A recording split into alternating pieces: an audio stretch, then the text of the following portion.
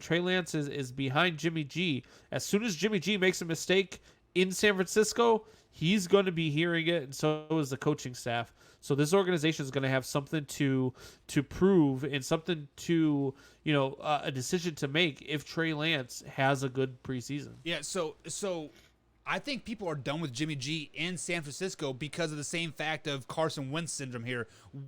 Name me one season that Jimmy G has played a full season. I can't think of one season since he's been in the NFL that he has played a full season, and I think that is the biggest drawback for Jimmy G. You know, the San Francisco 49ers gave him what? $80 million to play 12 games a year. Man, we paid you to play 16 games a year, not 12.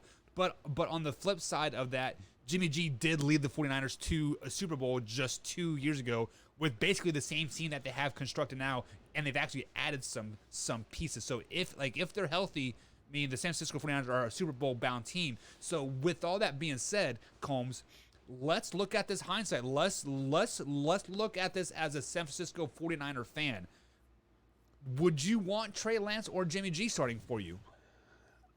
In this situation, and I know what I say about the Bears with Justin Fields, but I think it's a different situation because I think that Jimmy G is a much more serviceable quarterback than Andy Dalton. He's gotten his team to a Super Bowl recently. Andy Dalton's never done that.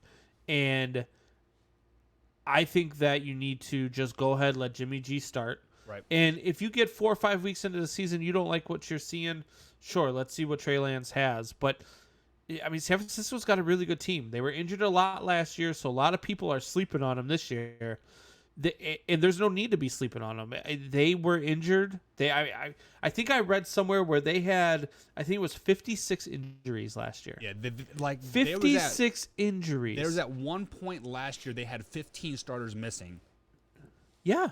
15 starters, and so a lot of people forget that this team, 2-3 years ago, was a Super Bowl team. Yeah. And they were a contender. And they're good. They're really, really good. They still got George Kittle. Yeah. They still got Jimmy G. He still got the weapon guy, right? Yeah, yeah.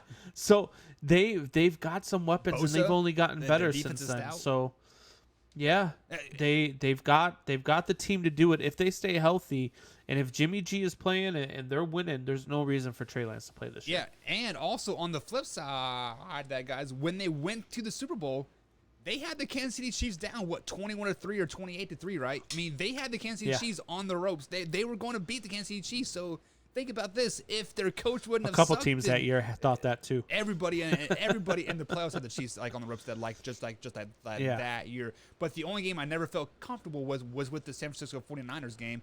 And if Kyle Shanahan wouldn't have shit the bed and like, oh my God, they scored a touchdown, we got to go blow to blow now, the 49ers would have won that Super Bowl, and we would have not be talking like we're talking about the Kansas City Chiefs now, and we might be talking a dynasty over in San Francisco. Like, let's just be honest. Like, the San Francisco 49ers would have beat the Kansas City Chiefs last year or two years ago in the Super Bowl.